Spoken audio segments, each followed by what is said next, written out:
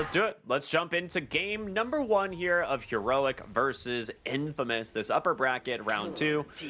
And I do feel like if you are Heroic, you should be pretty happy with your draft. You've got a lot of good team fight abilities. You got some solid counters to Infamous, and you have who's arguably the best carry in this game. Not like in Dota, but in this game, you have the Drow Ranger who should outscale anybody here. So I think their lanes and their scaling should be pretty solid. I do like the idea of putting the Timber Saw in mid versus the Death Prophet. You can just go some early points in their active armor, try and reduce some of the damage and sustain against the Death Prophet. And then Kunkka will be in the off lane against the Weaver, which that's actually going to be a winning lane for the Kunkka. Your Ancient Apparition is not going to be able to really offer enough damage, and Tidebringer will easily whittle down the low HP pool that is the Weaver. Yeah, they were thinking about it for a little bit. Whisper and Analog didn't lock in their heroes for a while, probably discussing how, like, who would do best in each lane. Yeah. I like the Kunkka in the off lane because, for the reasons you said as well, but you actually, with the EX and the Torrent, could kill the Weaver, right? Whereas otherwise it's Timbersaw who has to just chains in and Whirling Death. And as long as the Weaver avoids Schofield, like, it'd be really hard to lock him down to get the kill. But Kunkka being able to X gives you some like options in how you initiate, and might actually be able to threaten the kill. So, like we mentioned, in this lane, it's not going to be very easy for them to handle, so Sladen actually does the aggressive Sentry Ward placement under the tower to re-aggro the creeps and force it under the tower. This will give them better lane equilibrium for this lane. Now, it's a good strategy. We'll see if they can actually hold on to the lane, because that's a very important part as well. They need to make sure to maintain that equilibrium where it's at. Yeah, this Sladen's doing all the tricks to avoid having to play the lane. KJ's no stranger to this, though. He's trying to grab the next creep wave to go meet the Tiny, but Pango's made it a little awkward, even against a ranged Knight, actually. So I think they're going to be okay with how things are going for Infamous, at least in this first couple waves. Yeah. Yeah, they're gonna struggle with finding CS on this Pango for sure, but you know, the last time we saw Take Care Mia play this Pango was versus Stancia X, and they Bloodseeker silencered him. So he had a miserable time in the lane, but still had impact later. It took him a while. He had to get to a Lotus, had to get a bunch of items. Schofield. Oh, he needs that bug cleared. Foul play, but Sakuchi, that will be first blood. Cook gets it with the blood grenade. Going a little bit too far forward there on that Shadow Shaman. Was he still level 1? He was level 2. No, he was level 2. Not the fastest attack speed to kill the Swarm at the start. And these are two long-range heroes in the Weaver and the Ancient Apparition, so they just whittled him down. Like I said, stepped up a little too far. I feel like he got level 2 while he was being attacked there, and like didn't get to turn around with like shackles or anything, because, you know, how could he? Could be the case. Kunkka is whittling down this Weaver, though. You just keep hitting him with Tidebringer, and Weaver does not have a huge health pool. Even though his armor's decent, like, just repeated Tidebringers will get you low enough over time. I mean, it's also gonna help when you're Tidebringing off of a creep that doesn't have a lot of armor, right? That cleave is a lot stronger. I thought they changed it to where it does affect. Does it? I mean, the damage doesn't feel like it does. I think the armor is now, the armor of the people who are being splashed does come into play. Shackle. Torrent Hex? Is it enough? Oh, they're gonna be able to bait, maybe turn around here. The Swarm, it's doing a lot of work here to Whisper, and yeah, he's dead. JP with a nice bait gets the kill. Level 1 Shackles, level 2 Shackles. Does some damage, but not quite enough. Maybe he's stuck around too long.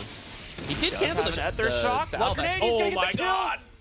Dude, the foul play, my least favorite ability in all of Dota, nets Schofield a kill there, and before he dies as well.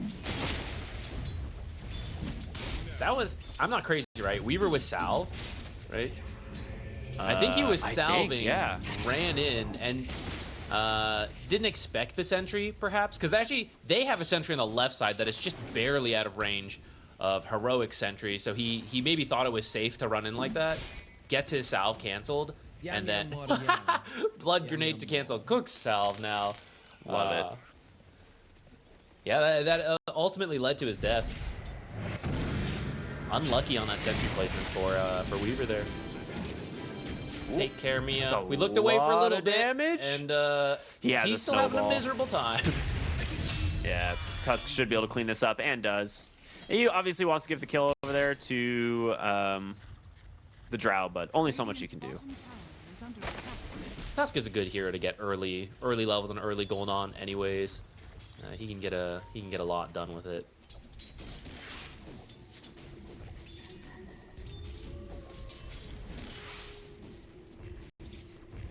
How's mid going? We kind of didn't look here too much. I don't expect either of these heroes to be able to kill each other. Even though Timbersaw can't use Timber Chain too well in the mid lane, anytime you're getting run down, you can get close enough to a tree to just get away, and that's how Death Prophet actually kills people, is running you down with the Spirit Siphon. So it's mostly just been a farm fest, as the last hits kind of show, but Death Prophet has gotten a lot of denies over the Timber.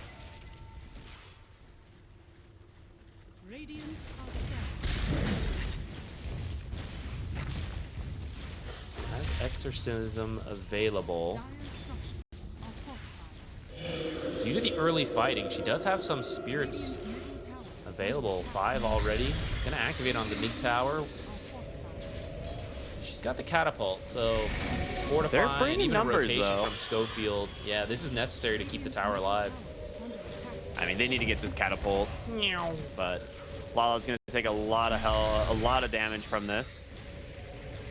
But yeah, I mean, this is like 70% already of this tower's HP as the catapult dies, and Lala will get the full reset here, of course. That being said, KJ actually trying to drag the wave away here, as it will be a kill against the Tusk, goes the way of the Death Prophet. Does waste the rest of the exorcism time, though, so he dies, but keeps the mid tower alive. They might still try to pressure it to finish the job with just auto attacks. But now Schofield's turn to grab the creep wave, drag it to the side. All right, some next level defense there to keep this mid tower going.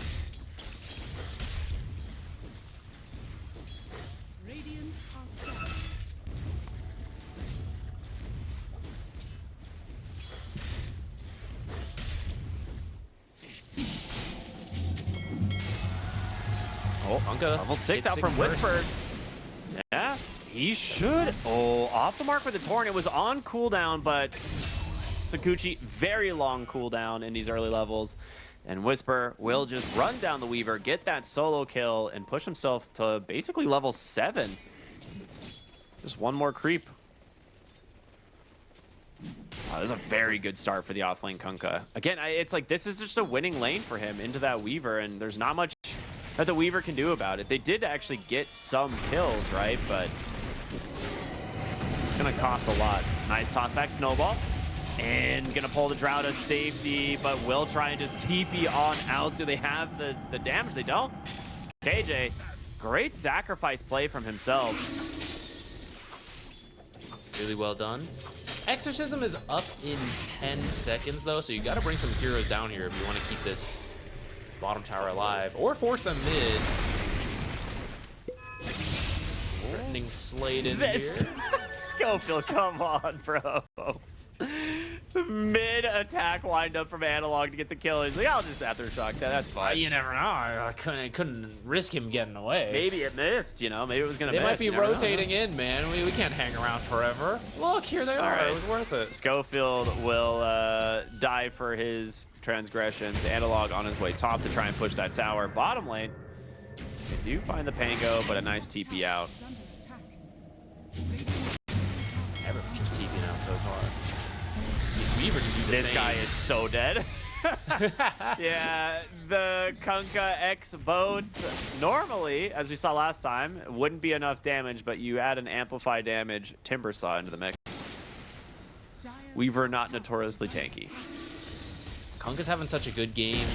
He was floating a bit of money, I think, deciding what to do because he's been having such a good start and then got the Weaver kill, now a second Weaver kill. He's decided to go straight for the Radiance, and he's already at 2,800 gold. Yeah, I mean, I think if he was having a worse time, you would consider Blade Mail first, maybe some other options, but when you're this rich, like, the worst part about going for Radiance is the buildup and the fact that you're weak while you're doing it. But if you suddenly have so much gold from a couple kills, solo kills, for the first one, and now the tower's down, right? This is going to be such a fast Radiance. Yeah, name a more iconic duo than Whisper and Top Net Worth at 10 minutes. Gunner Centaur at top net worth at 10 minutes. True. Wow, that's a deep cut for the NA Dota fans. Oh my goodness. Yeah, that was a fun one.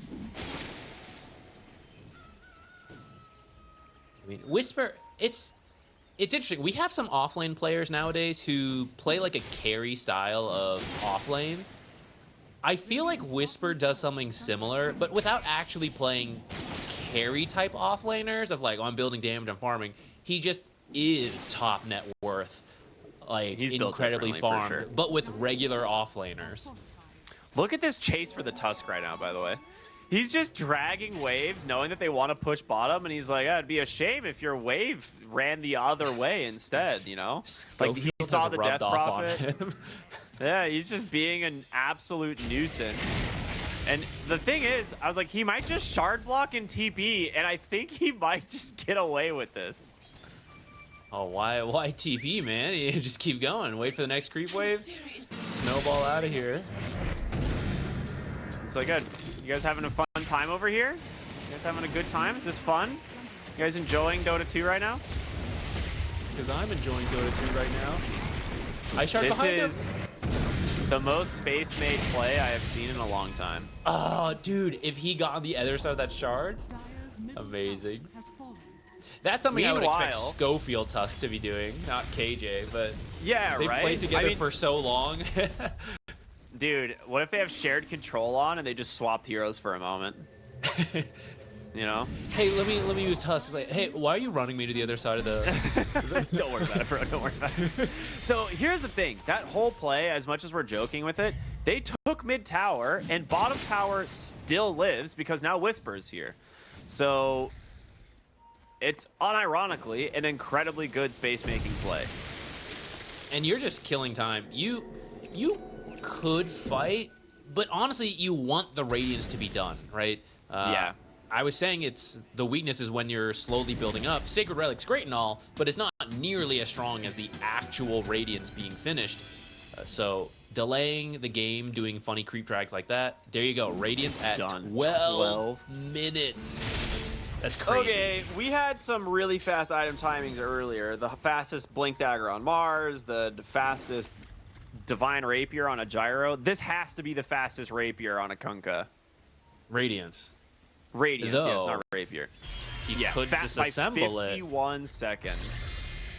And if he uses it to farm for 2 minutes and then disassembles and buys a Demon Edge, he could have the fastest Rapier as well. Dude, you're right. Speed running new records here.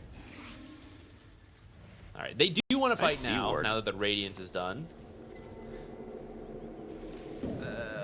I've been watching this Kunkka go back and forth through the Twin Gate. He's like, those Ancients are up, man. I kind of want to go kill those Ancient creeps again. This was next level, okay? You start channeling the Twin Gate while the Observer's still alive. So Infamous is like, oh, we caught sight of the rotation, okay? He's like, haha, I'm already back on the other side. They just would not expect it. This is how he maintains top net worth. They took that first tower in mid, or got it super low incredibly early, and they have been unable to transition into another objective since then. And a lot of it is the result of the Kunkka, but also just this Tusk creating an enormous amount of space. And then you have Timbersaw as well, a very tanky hero to try and get through. It's really good stuff. Yeah, this with the Dude, Death Prophet, Schofield right? is level 8. What in the... He's almost level 9. What did he do? What has That's why you Schofield have to been take doing that this kill game? in the mid lane, dude. This is why. What in Trying the to fight world is this, this? rotating in. I mean, this Kunkka is just gonna boat this hero. He's dead. They're gonna look for more. Sladen nearly one shot by the Timber Saw. You'll be able to toss away to Kunkka, but the snowball in to close the gap. A Walrus Punch to find the kill. 2 quick picks here for Heroic. What? Okay, the biggest surprise out of this whole thing is the level 9 Shadow Shaman. I'm still mind flayed by this. I don't know how this is possible. I guess he's been sitting bottom or something. What's Drow been doing? I don't know. There needs to be a case study on this game afterward. Drow's been farming up in the jungle, so Schofield's just been holding lanes, and he even pushed mid, right, to take that one earlier. So he's just gotten a lot of solo XP. He also made some stacks in the triangle, and I believe he was smoked up with Timbersaw, clearing out those stacks. So okay. He's just been very, very XP efficient this game, which is great for a Shadow Shaman. Your levels, your abilities scale really well with the levels, and because he's having such a good game, this Blink Dagger is pretty quick. For a support Shadow Shaman, he's already at 2,000 gold. You are going to get the Orchid you requested on the Kunkka. He is building it. It's very good this game. Yeah. Now Weaver's going Deso this game. You might suspect an Orchid could come out, but by the time this Orchid is done, for how good of a game Kunkka's having, I think the Deso would have just finished, which means you then have to build a Dispel at that point.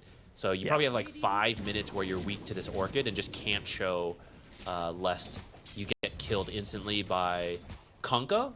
But it could also be the Shadow Shaman if you don't see him hexing, shackling you. Like, that's still an effective kill combo. So now there's 2 heroes you got to be really scared of. Drow, too, I suppose. Maybe Gusty from Fog of War in the trees or something. Oh, I hear an X-Bone. They're going to be able to grab that Weaver like you mentioned.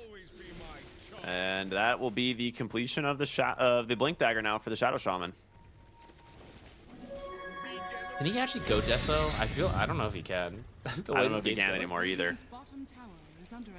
Maelstrom would be a little cheaper. I'm like looking at, I was like looking at the Drow and I was like, what is even the other facet for this hero? And I totally forgot. Vantage point. What a interesting. People thought that one was going to be better. And it was for a while. Yeah, but now sidestep, any kind of mobility and movement always ends up being really good. Sidestep especially maybe not being like, hero. Yeah, sidestep not like, oh, I'm up and down cliffs kind of mobility, but just being able to dodge one more spell in the middle of a team fight or be a little bit more efficient in farming every single creep wave is... Or chase, it adds even. up. Yeah. Yeah, I mean, Drow is probably one of the most position-dependent heroes in Dota, so if you factor in, like, that little bit of movement, it makes a big deal. Yeah, I think they buffed it quite a few times, though, to make it actually good, though. KJ. Orchid's done, man. Or He knows that there's a ward there. There's going to be a nice grab onto the Drow. Ice Blast does not connect, though, and Death Prophet... Well, you're underneath the tower. There is an boat to finish the job, and KJ, he will live just barely. Radiant's courier has been killed. Okay, Whisper had a bunch of money, and I think he was deciding what to do. He was debating if it's worth throwing game 1 to get the new Divine Rapier record, but decided, you know, I'm going to win this game. Goes for a BKB first. BKB? I think he's unkillable with this, so I kind of get it. I think he's unkillable anyways. I would have loved to see the Orchid, but if Whisper says the play is BKB, you gotta trust this guy. I mean, he's such a good offlaner, and usually has a great read on what he needs to have the best impact. Yeah, he's having a pretty good game, and Schofield can just follow him around the map, or they just can be like relatively close to each other, and they will easily be able to kill pretty much any hero. You have so much lockdown between the two of them and an enormous amount of damage. And that really shrinks the potential map for Infamous, right? Like, it's going to be... it's gonna be really hard for them to actually like show in a lane. Right now, there's not a lot of wards up on the map. There's like one bottom that's giving some vision, but that's like about it.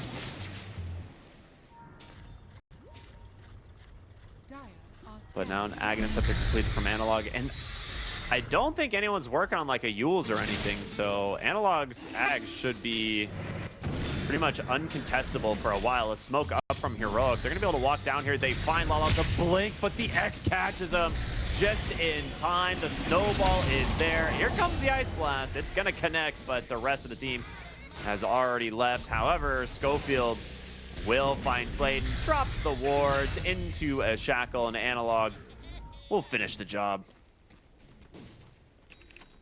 Dude, at any moment, if Whisper decides the game's secure, he could break the record. Just think about that. He's got the money. He might just float the money for the rest of the game at any point. Disassemble, finish Divine Rapier. He could have had the fastest rapier in Dota, actually, if he had disassembled. Actually, if he just bought it, he could have actually just bought it straight out. Technically, I think any pro willing to lose a game could have the record, but whether you win the game or not with the new world record Divine Rapier purchase is the main question. I thought, okay, when he went BKB, my one worry was that it gives more time for Weaver to finish the, finish his farming item, get to the dispel. He finished the BKB when Weaver wasn't even halfway done with a Deso. He's gonna finish the Orchid before the Deso is done, still at this rate. Like, this is insane how fast. He went back for Dragonlance. Like, how fast Whisper's farming, but then how rough of a game this Weaver's having. It's a really nice Rolling Thunder. Ice Blast gonna come through. It's gonna be able to connect, but it doesn't hit the Shadow Shaman. And well, Timbersaw's got an Aghanim Scepter, so that's gonna buy him a lot of space. Snowball will be able to survive for the moment, but Lala is in so deep. Yuma just finished his Aghanim Scepter, so the Hypothermia stacks are there, and nobody is escaping the hands of Heroic now. Oh yeah, other heroes are in the game. We've been talking about Whisper so much, but Trow has been quietly farming away. Timber, they're both in the top net worth spots with the Kunkka, a little behind maybe, but both very good heroes this game. Timber has a lot of burst damage in these fights near trees, which is everywhere on the map, especially around Tormentor. And Drow, like you said, the best carry this game goes for the Aghanim, so she already has Frost Arrows with the Hypothermia online, it's so which good is this really game. good. Yeah, Death Prophet specifically, but I mean, it's just good in general versus everything here. Yeah. Up to 90% healing reduction from Hypothermia. Like, and it's not like she attacks slow. Like, she will get the 3rd, 4th, 5th stack of Hypothermia out very quickly if the Death Prophet is with all in range. She does have, like, Blink Atos and is going for the Aghanim Scepter, but best case for Lala is you like blink on top of Drow with a BKB and pop Exorcism and pray that the Tusk is nowhere nearby. I'm praying Whisper decides to go for the record. Do it. He's so fun. Yeah, Whisper is unbelievably farmed. This is kind of nuts. I don't think he could die. How would you kill him? It would have to be everything. It would have to be Ice Blast, under Exorcism, and then you just like throw all the stuns. Even if he were to die, I'm pretty sure the rest of the team cleans it up and then reclaims the Divine Rapier. Can you get the record? If Whisper broke the record, right, like 17-minute Divine Rapier, dies, and then Drow picks it up, does Drow then get, like, 2nd place, fastest Rapier? Is that how this works? No, I don't think it people works from the that same way. game all have the top 4 spots as you trade the Rapier I around? think it has to only go to the person who paid for it, Otherwise... Oh. Do we have 2 leaderboards for 3 leaderboards. Fastest purchase Divine, shortest period of holding the Divine before losing it, and then fastest stolen Rapier. I see. Why not just throw a 4th, leaderboard in there as well? What would it be? No, I don't know. Just make a 4th Second one. Divine. Yeah, I mean, this Drow's itemization is pretty much on point. not a whole lot you can do. She's not the fastest farming carry, which is what makes her kind of a more of a niche pick. Like, she's not the best in a lot of games, but in a game like this where you have Hurricane Pike and an Ags, you are level 16. Your level 18 timing is absolutely terrifying. And unless you're getting like tossed out of position into an Ice Blast, I don't feel like this Drow is going to have too many problems this game. Arcane Rune's going to spawn bottom. I'm going to try and grab it on the Weaver here. Dude, is Analog just going to go in? Oh, okay. You gotta start finding some kills on the side of Infamous. I don't know how. You gotta find some pickoffs, I guess, though. Heroic currently grouped up, looking for a big fight, which at this point will secure them some major objectives. Either Roshan or, I mean, tier 2 straight to tier 3 is doable for a Drow that's this farmed. Oh, man. Cook. He's cooked.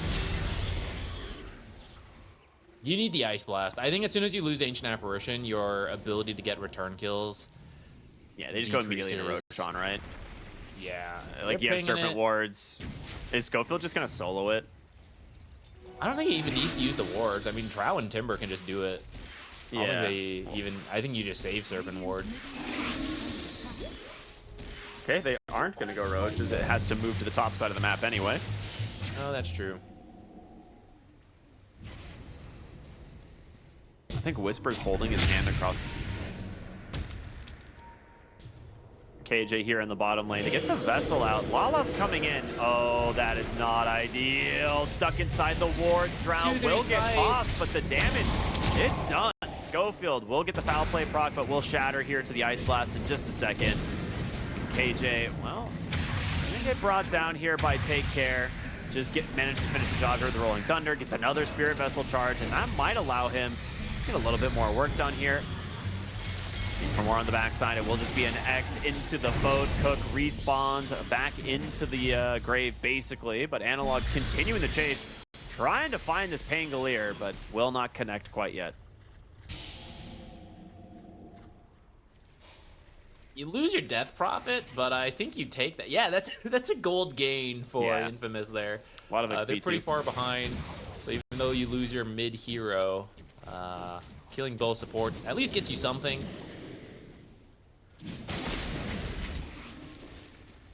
Got the first BKB at a Whisper, too. Oh boy, that is an X into the Torrent with an Orchid and Analog. Damage. Yeah, it is overwhelming the amount of damage they have. And now they will go for Roshan. Ice Blast is up. You're definitely not going to be able to contest this on the side of Infamous. Maybe get to steal it? Send it. Ice Blast. Yeah, Do it's it. on the way. It's coming. It's not too bad. If they burst a little more. Oh, that's like half a second off. Yeah, that was close.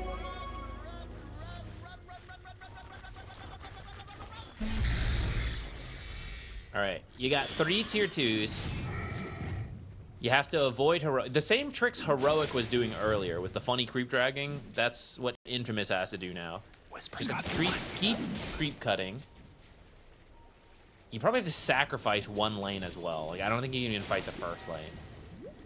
You need BKB on Weaver, and that needs 1,000 gold, at least. A little more than that, actually.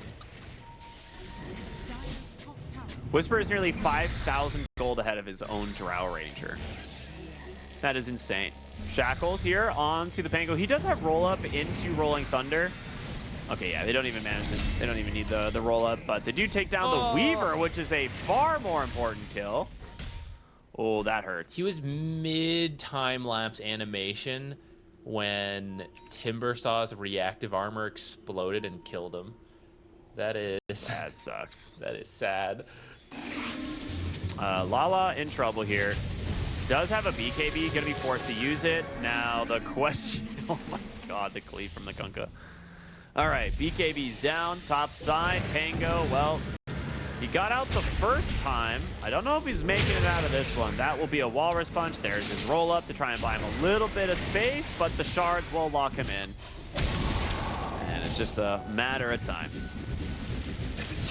KJ really wants the last hit.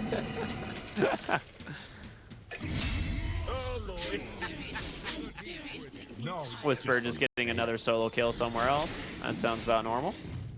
Dire's top tower Zone is under jungle. attack. 18,000 gold lead now. Tier 2.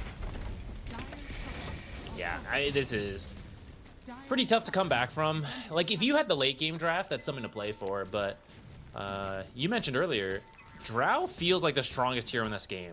And if you reposition her, top tower is then you might be able to get the kill. But at this point, you're so far behind, and she has Aegis, you And have to do it BKB. twice. Yeah, and the BKB. And the Hurricane Pike. Also, blink saves from her support because they're so rich. It's Oh, so Lala difficult. is in Danger Town here. Popped his BKB mid. They saw him on the bottom just for a moment. He walked right into the Timber Saw. You commit the BKB on the Timber for this, but it's worth it.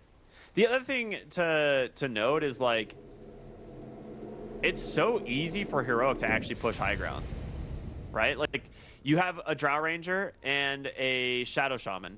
Like, two heroes that can very simply just, you can drop wards and then just sit back and click the tower with the Drow, and it's not that easy to reposition her. Yeah, you don't even have to take big risks. Timber's so tanky, he could just tank on the front as well. You know, play it extra safe, you even have X-Mark. Right? Just keep repeat casting that, let her walk up, hit it. There's still no Yules on anyone on Infamous. KJ, position 5, 3v1 here. Not dying instantly. I mean, that's Oh just, my that's goodness. where the game's at. Nice rolling Get him thunder there, though. They might still get him. He doesn't have much left in the tank. Gets for the Glimmer Cape, but They they got almost him. get the Shadow Shaman as well. He will finally die. 2 heroes dead on the side of Heroic, but now comes the cores of Heroic, and you need to run. BKB is available here for JP. Gonna get caught from the X, pulled back. He actually BKB's too late. He's forced to time lapse now as well. Sakuchi in 1. The damage from the Drow. Nice dodge here for the second, but the chase continues, and they do manage to get the kill. Great call there from Whisper to just instantly pull back the X. Got 2 supports, though. Yeah, Pretty you work. are correct. Pretty they work. did. Dire's Is that a Question question or a statement? I don't know. It's a hope for Infamous. Okay. 'Cause it's looking real bad for them. Drow's now going to finish the mid tier 2 while her team's cutting the bottom wave to get that in. Timber actually bursting Lala down to half. He's trying real hard think not at to any point you BKB. can BKB and TP out. You might need to do it soon. He is trying Might be so too hard. late. Well, with the tiniest damage, it's definitely damage, but Timbersaw also has BKB and Ags available, and he's going to try and find kill. No detection at the moment, but here comes Drow Ranger. Just a couple auto attacks, nearly takes down Cook. Ice Blast not going to connect. Oh, it does actually. She's going to have to BKB. Be careful. Lala will end up dying in the process, and she will TP to safety.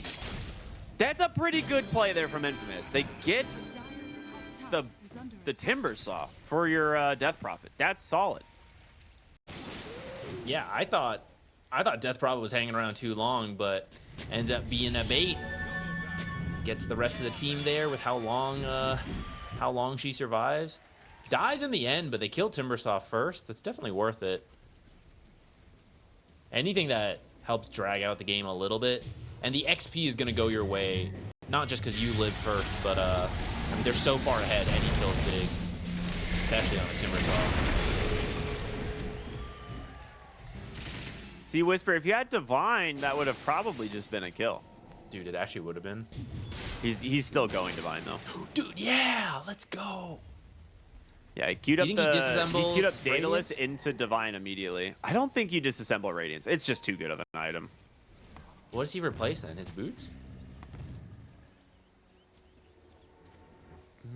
Dire are scared. Wonder if he disassembles the Radiance into Divine Nullifier.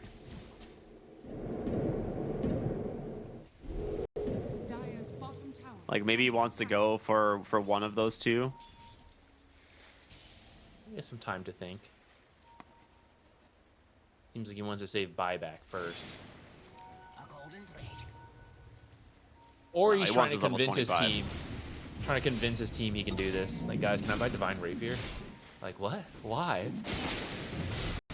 Well, I heard talk of a record. I think it's too late, though. Though maybe there's a Kunkka specific record. The global Divine Rapier leaderboard, it's missed, but the Kunkka leaderboard might have a shot. I feel like there's you may have missed the Kunkka leaderboard at this point, you know? Probably. Back when there was more right-click Kunkkas. Yeah. Yeah, I bet one bought one sooner. I mean, the top spot maybe not, but it would still be really fast. Like a 30-minute Divine Rapier be on the leaderboard. Ooh, Walrus Punch. I don't know where. On the way back side of the fight, they just completely isolate Lala. He's dead. They managed to take down Cook as well. He did manage to secure the Ice Blast, but you need to be careful. BKB now out from the Weaver. JP trying to just go toe-to-toe here with this Drow Ranger. He did get force-fed a Mango, or a Lotus there from the Tusk, just to try and help him survive, and it works. Weaver, Sakuchi's down to the low ground. Bugs are out. KJ, he wants to get this kill. The dust is still there. Yes, he's going to go available. for the teleport, but they got the vision. There's the Walrus Punch. The damage in from Analog's going to be enough. That's a team wipe. Drow's already headed mid. Doesn't have a lot of health, but you don't need any health when the enemy team is all dead. Might respect the AA coming up since Ice Blast is available. If he gets sniped, he actually would die. He's got the. Do you think he's gonna go full Divine Rapier just all at once? I hope so. I mean, at this point, it is getting later in the game, but like maybe you do disassemble the Radiance. I just don't know. Yeah, I'm just trying to figure out what items you give up in your inventory, right, to fit this. Dire's bottom tower is under attack. I guess it would have It's to like, be the yeah, phase maybe you give up boost. the boots and you just play around like Blink Dagger. X blink in, hit the tower, back out. Like Arcane Blink kind of sounds hype, to be honest. Yeah, he's disassembling. Sells it, buys his rapier. He's gonna keep it locked for the moment. That's smart. Don't lose it right away. But when your team is grouped up and you're ready to use it, you'll reassemble. I bet they give him the Aegis now. Probably.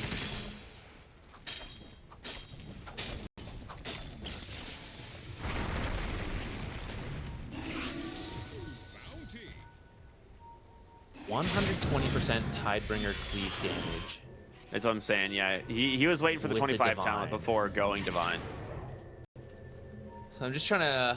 So how much is this? Cleave damage now 270. Radiant my God. are scanning.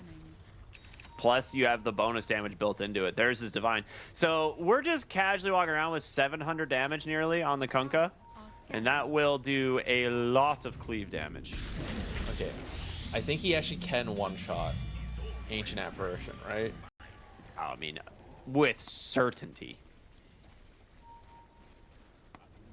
Who else can he That's- one-shot? I mean, that is close to like 3,000 physical damage or something, right? If he crits, If you crit, I think it's so. probably more than 3,000 physical damage if he crits. All right. Everyone else has at least 2,000 health, so I think they can survive one crit cleave. I don't think Ancient Apparition can. At least Ancient Apparition should be far enough back where you're not being hit by the cleave. Comes the Ice Blast off the roar, but they've already backed out. Nice bait from Heroic. And with this, Infamous know that there's not much that they can do. I just need to see... I need to see Whisper one-shot someone. He waited all game for this. This is all I ask for. He has dude, he has enough money for a second Divine Rapier. Just sell the Orchid. Do it. Who needs it at that point? Yeah, you don't need to silence if they're just dead. That's what I'm saying. That's what he's probably saying to his team right now too, and they're like, please, Whisper, no, don't. I don't need the BKB. I'm gonna sell the BKB then. Don't worry, guys. I'll give us some utility. I'll keep the Orchid.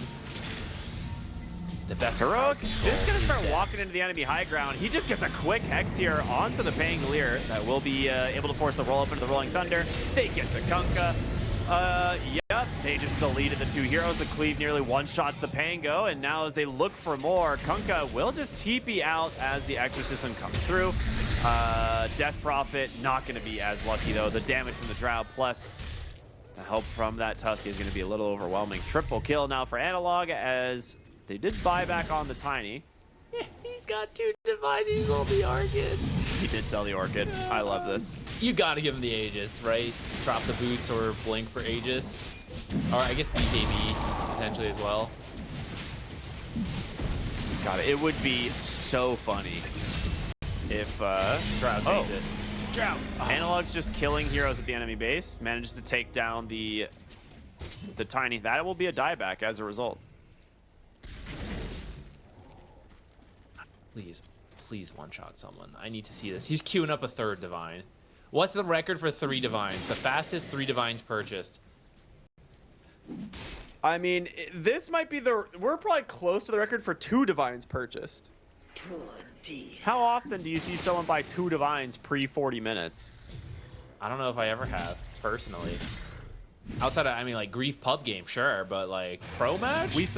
We saw the Tiny, or the sniper meta, right, with Aghanim Scepter, where it used to apply attack damage, and you would just like buy Divines and sit back. Yeah. That might have been the Arc, only time. when Arc Warden clones could also get benefits of it. You just sit in the fountain the whole game. True. Yeah. Yeah. God, I'm so glad that stuff is gone. Whisper, waiting in the trees, please. KJ's Please. pretending to be part of the Dire army there. He's like, guys, I'm a creep. Just come to Facing the wrong wave. way, but I'm a creep. He's holding it here. This is the dude. That's the bait right there.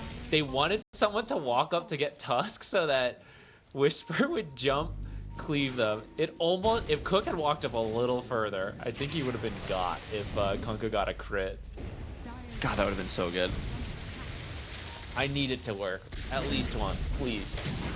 Analog onto the high ground, and with the Hex, the burn damage, That's not the Cook one is shot gone I anyway. wanted. He will buy back, but that tower, the tier 3, it's falling, and quickly, especially now that the double catapult wave is coming. Fortification will clean up the melee creeps, but Half of DP's health. I didn't even see if that was a crit or not. I don't think it was. All right, Rolling Thunder here onto the Drow. What a shards. Now they will connect on the Ice Blast, but Tiny is dead. Analog just keeps one shot. Oh, there it is. You got it. Finally, the one shot onto the Ancient Apparition. Whisper gets the kill. Lala with a BKB, but the Drow does not care. Can we get a replay of that? Oh my God. We finally got it. After that. We waited. They waited rewarded. too. They were like, "Oh, come on, guys, we gotta stick it until he gets the one shot. It'll be funny." Good All right, stuff. well done to Heroic. To Mid Bat Rider, this is the first I've gotten to see since that patch. I'm super excited. We get some fun heroes, so it's time to jump into game number 2 here. Infamous versus Heroic. Heroic with a really solid game number 1, looking to close this out to 0. We get the support duo of the Rubik Bane, not something we see all that often. Running Frugal Filch for the Rubik this time. Fantastic. Allows him to spam a lot more abilities, which if you happen to get something like Sakuchi, that's what you really want, right? Basically a free spell at that point. Super low cooldown, constantly being able to spam it. Without really worrying about your mana. The Dark Willow, a hero that has been popping up quite a bit more, mostly because of the buff to her innate. This thing is insanely strong. Pixie Dust, basically, you gain so much HP regen and mana regen. It says when you're untargetable. This is during Shadow Realm, essentially, as well as some other, instances in the game. I had the Polywog amulet earlier on this hero. I played the game with it, and I would just pop the Shadow Realm, pop Polywog amulet at 50 regen a second. It's crazy how good it is. A lot of regen. Okay, Rubik did go Frugal Filch. I kind of wish he'd take an Arcane Accumulation. If you steal Napalm, I bet you could get it Yeah, massive. that's sick. I bet you could fill the whole screen with sticky Napalm. We've actually seen people go the arcane accumulation specifically against heroes like Batrider, but I think, like I said, it's mostly because he wants to get the Sakuchi this game. Well, I mean, Yeah, how do I you think catch so the too. Rubik if he gets Sakuchi? You know, what are you gonna do? Yeah, it's gonna be really good, and frankly, Frugal Filch will be good for Sticky Napalm as well. You'll be able to cast it really cheaply. So they're doing a little bit of creep blocking. We saw this last time as well, and actually, there's a tri lane going on right now. I imagine Whisper KJ. Oh, okay. KJ will make his way Say, top Whisper now. had goo. Whisper seems to like the seeing red facet more. Yeah. We don't see the nasal goo from him as much. Analog, you need to be very careful. You got to let those stacks drop off. Sitting at 14, Ooh, we'll almost finally get the refreshed reset there. But the level 2 from the Batrider, you go 1-1-0. You probably go 1 point Firefly at like 5, to be honest. You want to just get the max points into Napalm early, and then play around the knockback and damage from the Flame Break. Because Firefly, it's unnecessary. You don't even need to be close to the heroes to kill them as a Batrider. You just build up the Napalm stacks, throw that Flame Break, get 1 auto attack between Smoldering Resin and the debuff from the Flame Break. You can kill a lot of heroes. So we'll probably see him just go that like 3-1-1. And then eventually that 5th point of Sticky Napalm is where this hero gets very scary. Topside. Unfortunate pause there from their own team, just as Brambles gets thrown. And a lot of times at the pro level, if you walk into Bramble, it's because you didn't expect him to cast, but pause gave KJ plenty of time to realize what's happening and just change his angling. A little unfortunate. I don't think he would die anyways, though. Bane's pretty sturdy in the lane, especially with the brain sap.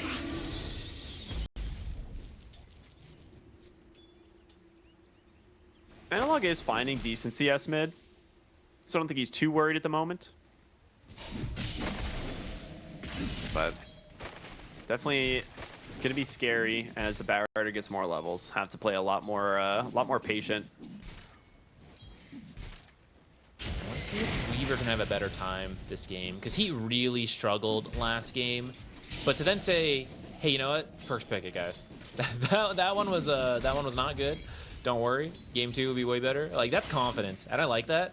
But I hope it pays off, because it really didn't have a lot of impact last game. Yeah, I'm kind of with you on that, and I think part of it was the heroes that we saw. Like, he was gonna have no lane into a Kunkka at all. Like, you just can't play Weaver into a Kunkka. Like, that lane's impossible. Cook used the shards to block another pull here, and this will just be first blood into the hands of Whisper. Oh boy, here we go again. Top net worth Whisper, 10 minutes. What do you think? Gonna happen? Yes or no? Yes, but don't think Okay. Bristleback's a Divine Rapier builder, unfortunately. So probably not gonna see that. No records broken this game. Rubik Do pretty you good think at he even double goes for an early stacking. Ags? Oh, there was some lag there. Yeah, I saw that as well. That looked like the whole server exploded for a second. Just what I was A waiting little bit of a for. pause. We'll see what happens. Rubik's pretty good at double stacking, so I'm sure Whisper will be set up for a lot of success. Axe has been nerfed. I don't know if it's as necessary. Uh-oh, Whisper. Uh-oh, Whisper. Gets some heals, but gonna isn't close. enough. They killed JP first. Oh, no. That's one of those things where if JP doesn't die first, he gets the Lotus and can probably feed it to the Weaver immediately, so he would live. Like, that is how close that play is. But now he is dead. He is going to have to walk back to... oh, no, he can TP again. Yeah, won't miss too much except for the fact that, you know, you get killed first, which is always a bit of a pain. AJ, Slated. kind of close. Oh, there- support's playing it close. Can he find it for the hit? Yeah, One he'll more. get it. I'd also like to point out that Sladen gained like an extra 40 to 50 health during that Shadow Realm. Thanks to that innate.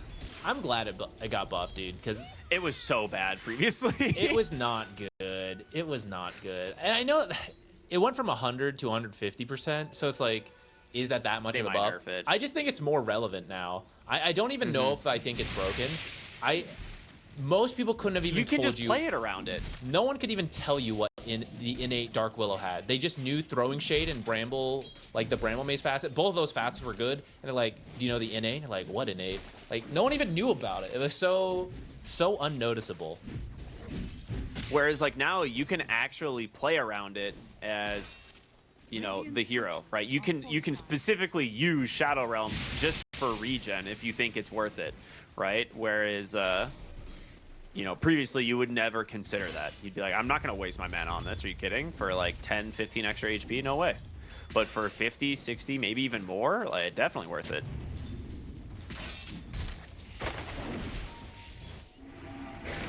So I like it as well. I'm a big fan of the change. Yeah, it also became cheaper to use in a way, if you think about it. It's like a discount on Shadow Realm if you're Yeah, exactly. gaining more mana regen. Because it works. Does it work with stick? That one I I actually don't think know. it should. Because it's not considered regen. Yeah, stick should be a flat heal, and the innate specifically says HP regen and mana regen, so it shouldn't work on the stick, but that wouldn't be the first time the tooltip was incorrect, so I would have to double check that. There was like the changes to at the patch, right, for 7.39 regarding health restoration and health regeneration values, like being kind of bucketed into one instead of it like previously being split. So I don't know. Yeah, I don't think that would affect it. If it got caught in the bucket umbrella term change, then it would work on stick. Yeah. I think. Actually, no, it wouldn't, because that's heal amplification, not health restoration. Yeah. I don't know. Anyways, Bottom they killed lane. Bane. Top lane, there is a battle between some water and a god, and I think eventually the water gives up. Doesn't die, though. Mid lane, they will get to analog. Oh, from downtown, and Lala, he's gonna keep looking for more. Sleepwalk pulls him up onto the high ground, but very nice kill from the Bat Rider using that Arcane Rune. 3 points in that Napalm, did go to 3-1-1. And that kill onto the Death Prophet is massive. Husky's gonna try to steal the Wisdom Shrine off of this. Nice sharp block. Ooh, okay, good telekinesis left to take him out. Otherwise, I think he would steal the shrine. Yeah. Well, Cook gonna give up a kill here. Trying to go for a snowball to the camp, maybe aiming for a deny. Help me, but- Centaur. Wait, the Centaurs just ignored him. They're like, what do you want? That's interesting. I'm surprised they didn't aggro at all. It must have something to do with being hit during the snowball. Yeah. So there wasn't a Like viable the damage target. before the hero. Yeah. That's a weird case. interesting. I don't think he would have been denied anyways, but... Oh, off the mark there with the Bramble. KJ will be just fine. Throws a brain sap back the other way.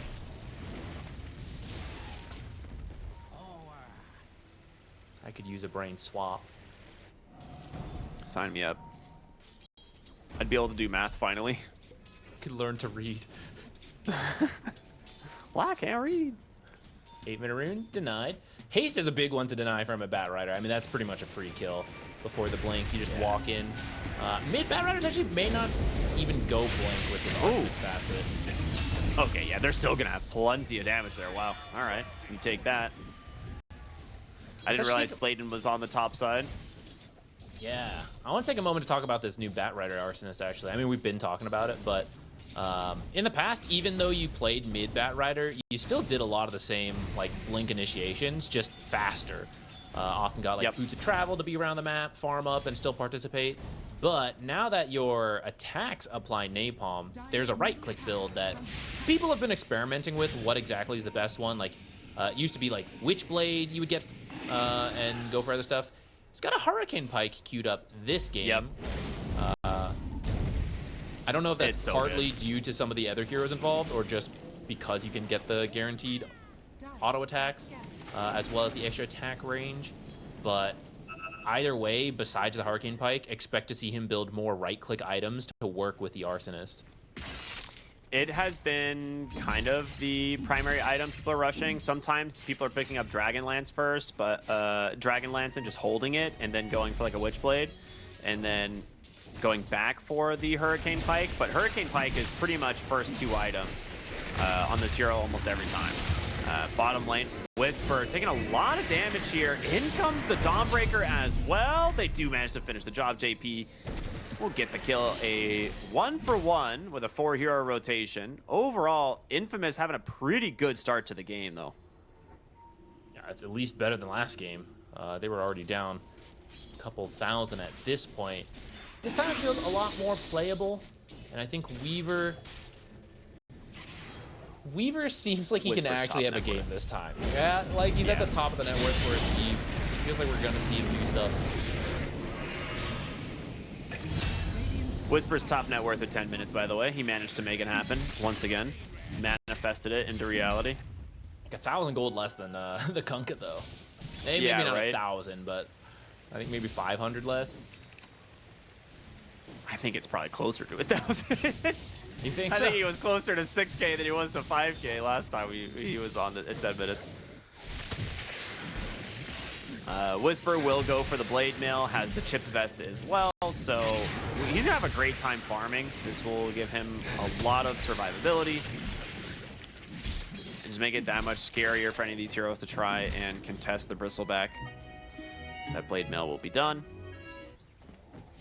You know, I gotta say, one of the critiques I had for Infamous last game was that they weren't able to get the Death Prophet Exorcism really going, take these early fights. Mm-hmm. That is the same case for Heroic this game. Analog has not cast his ultimate yet. He's actually sitting at 11 ghosts because of that. Spooky. Yeah, I mean, when he uses it, it's gonna be good, but when is that going to be? Maybe they're waiting for the Blade Mail and the stat clearing on the Bristleback. Maybe that's the timing. But Wait, I feel all like right, you can't be so- sitting on it this long. Real talk. It only spawns 10 spirits at level 1.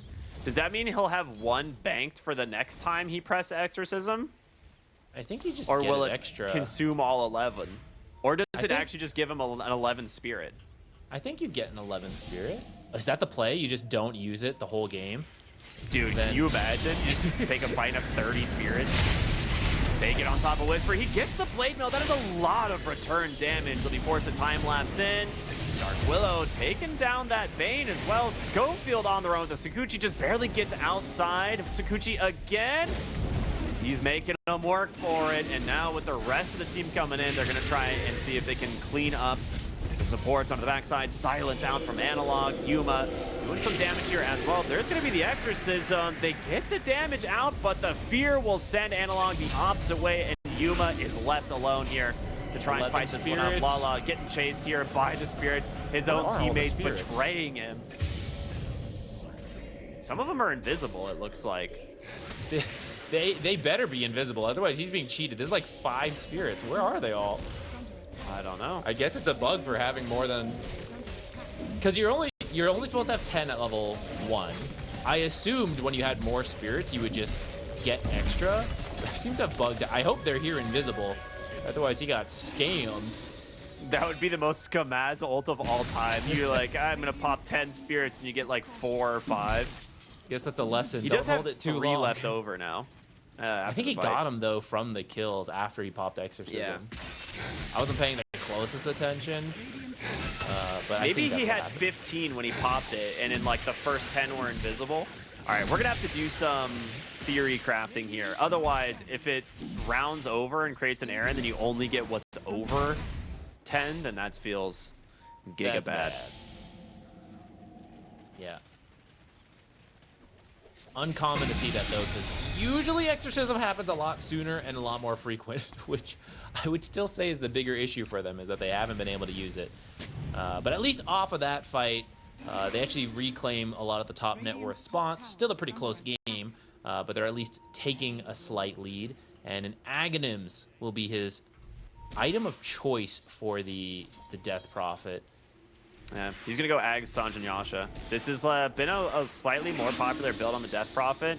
It is a lot of health and survivability in a kind of uncommon way. Like we typically think of things like the Yules, the BKB to try and tank up the Death Prophet.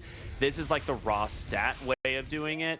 You get a little bit of status resistance, movement speed, health, and of course the Aghanim Scepter is some more survivability just from the spirits that are constantly going out. So I like this build. It's a greedy build because you're not playing super active early. You're mostly just farming. Is under attack. Bristle is going for the Ag. I wasn't sure if he would still do it, but when you go Seeing Red, it is still one of the more common builds to do. Man, this Rubik's having so much fun. He went immediately bottom to find the Weaver and steal Sakuchi, stole it, and he is just sitting here cutting every wave on cooldown. And there is nothing you can do about it. Yeah, it's not easy. I mean, if you lock him down, you certainly have the damage to kill the Rubik, but you need to bring multiple heroes, and that doesn't really feel worth it to do versus a support Rubik. So for now, they're going to ignore him and go for the mid tower, which doesn't seem Heroic is interested in defending. They're bringing the Bristle now. I mean, if you have the Dark Willow and the Tusk, you probably have enough CC to go for a play like that. Death Prophet's Aghanim Scepter, I think, just finished. They're going to find the Tusk on the bottom side. He signs the lasso, but a Fiend's Grip canceled by the Terrorize. Can they bring down this Batrider in time? They do, but the Death Prophet is enormous now. Tons of spirits being thrown out. They will TP out on the Willow, and they will use this to push down this mid tower right away. That is the level 2 exorcism as well. So this time we're not seeing any bugged spirits. The whole party is here. This is one of the downsides of the new Batrider Arsonist build, is that it is a lot of damage, but you do need time to attack and apply it. This case, he Blink Lassos. Yeah, we're going to see here. Blink Lassos the Batrider, but an immediate reaction by both supports locks him down, and although he starts to attack a little bit, in the end, they kill him first, and he really didn't get to apply that many napalm stacks, and he's a lot of the damage right now. So as he falls, and you've kind of overplayed your hand, committed into the enemy tower, exorcism's going, you eventually just get cleaned up, and you thought you were taking the mid tower, but you end up losing your own mid tower. Now you've built yourself a 4,000 gold lead here as you even up the kill score nearly 12-11, and Heroic off. I mean, as this game goes on, I believe in their heroes to outscale them, especially with the build that this Death Prophet is going, because this build does a ton of damage in the late game. Upside, silence onto the Weaver, and he is dead. Analog gonna try and chase here for Cook. Nice shards, though, will block him off, and he will survive. Dude, the spirits constantly just hitting you and mini-slowing you is so annoying.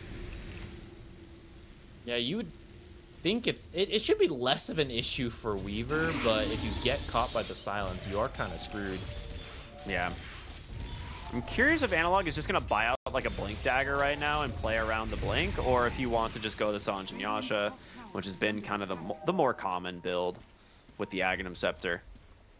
I kind of would like to see him tank up a little bit more, but I suppose his team just... It's the supports who have to do a lot of the initiating, which works in the early game, but eventually does drop off. So you might be right. We're getting a Blink to silence people or just immediately get into the fight. Could give his team a little bit more to work with. They're smoked up here in the bottom lane. Schofield has a Firefly. It's not the best ability, but they are looking for someone. Quick D-ward there from Cook, but Schofield with that Firefly actually makes it down to the low ground, and he's going to go right back up onto the high ground to get away from the Dawnbreaker. They get the lasso out from Lala, but he's cleaned up quickly. The Fiend's Grip trying to hold down some of these heroes for now. JP should be able to finish the job, but the Enfeeble is making his life so difficult. Without the Death Prophet being here, it will just be a 2-for-1 trade. Overall, not bad for Infamous, but you do trade the Batrider for the 2. It's another fight where the Batrider just not really able to be given the space to get his damage off, which is the downside of this draft, which is Dawnbreaker is not an initiator, right? At best, she counter-initiates. So she doesn't go in first. Tusk could maybe go in first, but doesn't have a blink yet. Dark Willow spells are iffy. So that forced Batrider to get the Blink Dagger rather than finish that Hurricane Pike you talked about. He did get the Dragonlance into the Blink, but it means when he is jumping in, he doesn't have time to build up the stacks. He's just dying. Maybe his team can get some kills, but it does feel like a little bit of a miss on what he wants to do with the Arsonist.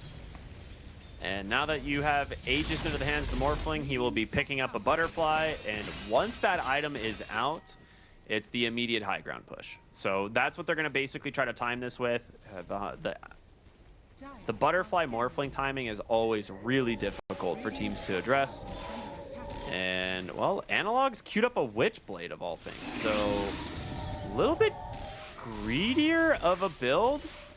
It's good damage, but maybe he wants the armor more so than things like status resistance and HP. Nope, he buys a Lotus instead. Okay. So he is really valuing armor here. Yeah, I was thinking the Witchblade felt a little... I was not a fan of the Witchblade. Yeah, it feels like Bristleback and Morphling are doing the same thing, you know, like they're going to be doing that type of damage. I like the Lotus a lot more, not only as a survivability tool for himself, but you can use it for your allies, especially if you are going for this Morphling Butterfly timing, right? Sure, he's got the Aegis, but protect him with a few more things, like a Lotus, and let him do the damage. Sure, Exorcism's great for objectives, but you can save it for the team fight while the Morphling just right-clicks things down with his Butterfly, as long as he is not instantly killed by something, such as a Blink Lasso, which is what the Lotus will help with. Yeah. That's a really nice Nightmare play from KJ there. He sleepwalks him towards his team that's there, and then immediately runs past the hero to try and see if there's anybody else to like set up for a Fiend's Grip play. But there's not, so they just use that kill to set themselves up for a quick Tormentor. Now they will look to defend mid, immediately stolen Sakuchi. And the Rubik is super happy with that. I do want to highlight the Lotus Orb was killed in transit, the full Lotus Orb.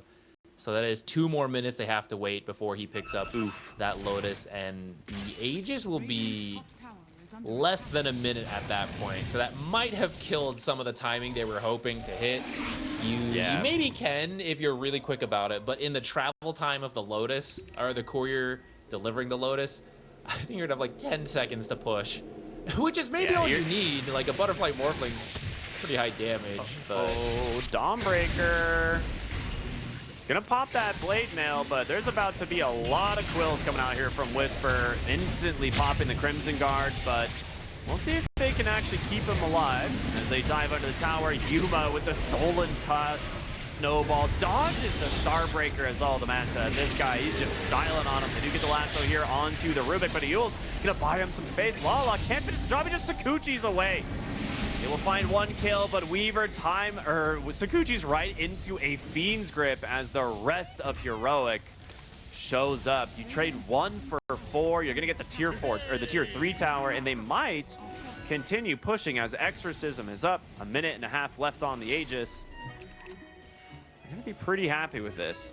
And the Butterfly's coming. This is the timing. You gotta get this Butterfly on the Morphling before you go high ground. Would have been real nice to have the Lotus right about now. Yeah. But at least it wasn't needed to win that fight. I mean, the Bristleback has been farming very well, so although they eventually kill him, Such we a sick see play from Yuma. how much damage he tanks here, along with getting a little bit of get a little space from this friendly Snowball Steel. But he just tanks so many spells and so much attention that Yuma's free for most of this fight. The other supports get to come in, do a lot of damage. Death Prophet wasn't even here for most of this. Yeah, neither are the Bane. They just walk down the lane. They're like, hey guys, what's up? Weaver walks straight into the Fiend's Grip. There's the smile. Finally seeing Whisper having a good time. He wasn't sure if he could have a good time. That's where you're like, you die and you're like, oh, is that good? You see your team wipe him, you're like, okay, whew, good. Phew. I definitely intended to get the 1v4 it was a good as I dove to tier 2. All right, 30 seconds for this Blink Aegis. Dagger. The Butterfly. Another got the blink, Sakuchi sorry? stolen. Yuma. Bristleback. Whisper went back for a Blink Dagger as opposed to going the Lotus Orb, which he had queued up. Radiant's top tower is under attack. Analog one is on the Death alone in the Prophet. mid lane. Radiant's top tower. Ooh, heads up play from him to back away.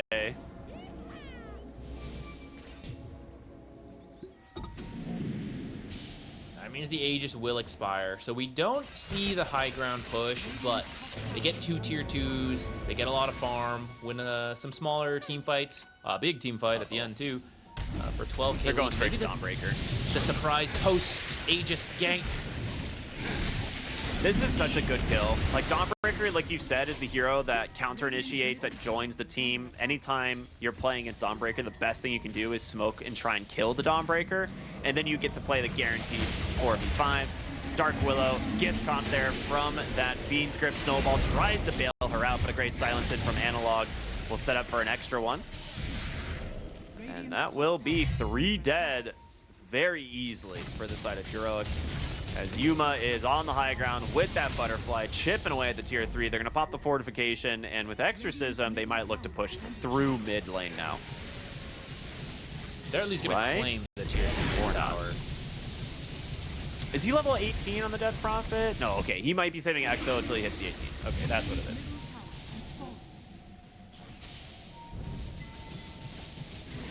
There's the last tier 2 down. So at this point, any losing fight on your half of the map likely to be the barracks going down. The damage from the Morphling Butterfly is just too high. Death Prophet ultimate, if she's still alive, also going to be a lot of damage. So backs against the wall here on Infamous. Unexpected?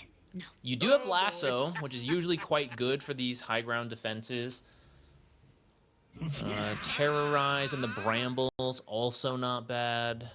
But it will be, I imagine, 20k behind by the time Heroic is pushing the high ground at the way game's going. An amplified damage on the Bat Rider, so maybe if you can start finding some kills, now's the time to do it if you want to stay in this game. No, that hurts. I mean, there's a ward behind him, so he should have seen this coming. Yuma smile, laughing so big. He's like, yeah, nice try, guys. On his way to his Aya Scotty, which Scotty got reworked, and I thought we'd be seeing more people go Scotty, especially like Universal heroes. Me too. But not as much. It's so funny because this is the original Eye of Scotty from like when Dota 2 first came out. It's the double ultimate orb point booster. Like this is what it used to be. Now it's just double ultimate orb and an orb of frost.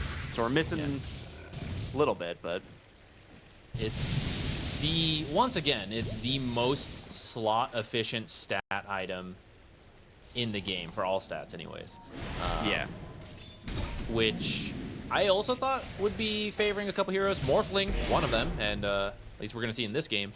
Thought Meepo, like we'd also see that a little bit more. Maybe like someone like Luna, who really likes having all the different stats. I was just trying to think like Universal heroes who would build it, right? Because it seems pretty good for them. Whisper, a very aggressive blink forward. He's just going to run at them. They don't have a way to cancel the TP. Dawnbreaker will make it out of that one.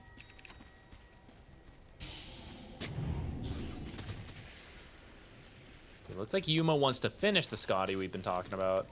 Then he'll be ready to group with his team. Although at that point, Roche can start to spawn. We'll see if it's going to be a long or short spawn. But once he has it, if you get Aegis on top of that, I don't know, man. How are you going to kill this guy? He's going to have the Butterfly, the Scotty. He's pretty high agi right now. He's sitting at 50 armor. He has 76 physical damage reduction. Every time you apply a napalm stack to him, he can shift his strength. So like as you do magic damage, he's just gaining more health than you can do on the Bat Rider. Bat Rider is going to go the BKB, realizing kind of has to build it here. Schofield will get caught from the Tusk. A very nice find from Cook. JP secures the kill with the help of the lasso. As they will smoke, go straight to the left side of the map here, knowing that the Rubik is down. This could be an opportunity for them to take a fight, but do you really want to fight into Whisper, into the Exorcism of all things? And well, with this, they're going to go straight for this one. Breaker survives, but to get on top of the Death Prophet, and she's dead. A massive win here. Heroic. I mean, I thought they were easily going to be able to stand their ground. So did they. And boy, were we both wrong. That is a 4 for 0 across the map and an enormous turn of events. Exorcist, Death Prophet even has the Lotus Orb and the Witchblade, but these are some high damage supports in the Dark Willow and Tusk, along with the Weaver, who's having I'm gonna say a much better game than last time. I know he's still like 5,000 behind the Morphling, but clearly has enough to help kill off this Death Prophet. We see in the replay, right? So much attention onto the Dawnbreaker. This Blade Mail did so much damage to him as well. And then just that Walrus punch into the double strike.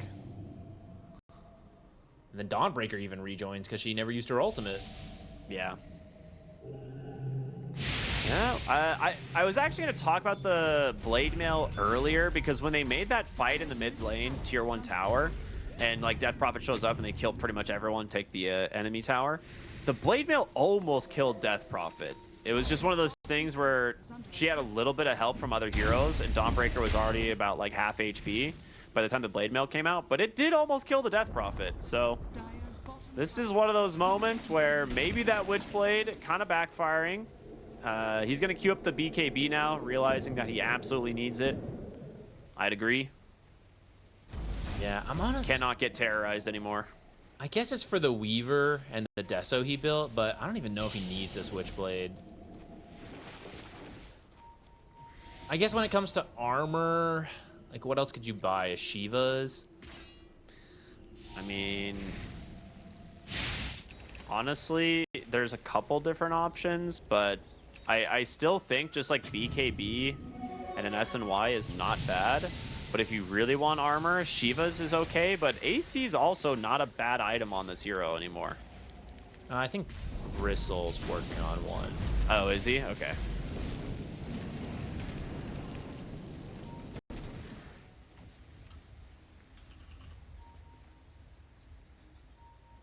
Yeah, I'm just interested in the priority on armor, considering that it's really mostly Weaver. I mean, I know Tusk amps it with the tag team, and that Dawnbreaker does some as well. But it's not like she even built for right-click damage. She does have mostly auras. Yeah. Crimson Guard, Ags, Blade Mail. She's more of a tank than a damage dealer this game. Yeah, I think it is mostly just the Weaver's physical damage. Like, this hero does still hit very hard. It's one of the reasons people like it. He's got the Gunpowder Gauntlet and now a Daedalus completed. He's level 20. He hits hard, but having BKB might just allow you to maneuver the fights a little bit better, so I think that's where they're going to aim. Whisper is going to start stacking up the negative armor here on this top Tormentor as his team comes through the Twin Gate, and they will pick this one up fairly easily. Analog will get the shard. All right. What is this one again? I don't remember. I know it used to be the Fear. Siphon. It is still the Fear. Okay. Yeah, yeah. Though maybe this game, the armor one, the old armor one could have been good.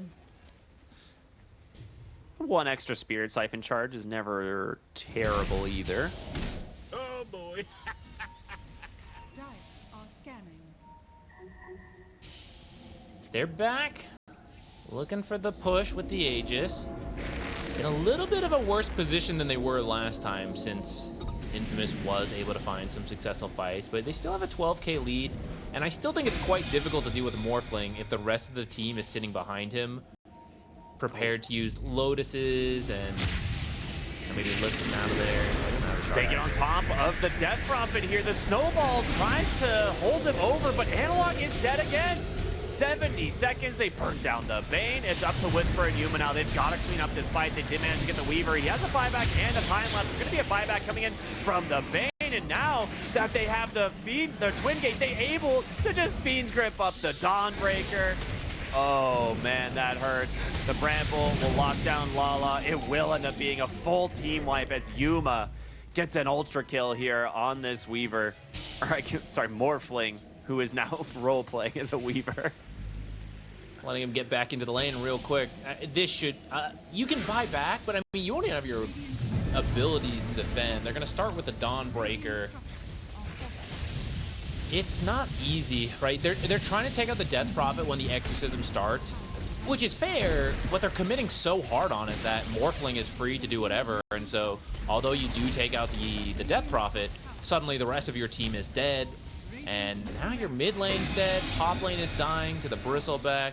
Yuma doesn't even feel he needs to help him, just head straight to the bottom. There's some fights going on out here, but you're losing your base during all of this. Is Schofield gonna die? Okay, he will. Radiant structures are He Who went. else is dead though? Radiant's bottom barracks. All your Barracks. barracks. I don't know if you should be looking for that Rubik kill right there. Okay, that's actually just Though- mega creeps. Yeah, I guess to be fair, I don't know if you can go for the Morphling either. He has an Aegis for 2 more minutes. Yeah, I guess you lose Megas there no matter what. And now Yuma gets to roleplay as the Weaver, and Lala was not expecting the morph to initiate on him. He does get the lasso into here. the He's gonna morph fountain. some strength, but I think he still gets the kill. Absolutely. He's too strong. He'll just Sakuchi away. And Whisper, well, he's been toying with some heroes. Oh my gosh, JP gets like 4 shots. Okay. I guess one of the benefits of this Weaver, especially once he has the shard, if he hits you with Sakuchi, you're dead. He dies to the Croaker. Call of the Tendrils. GG comes out. Heroic will take game number 2, and they finish this series off very cleanly. I gotta say a better showing from Infamous at least. This one, the lane started better. They did struggle after.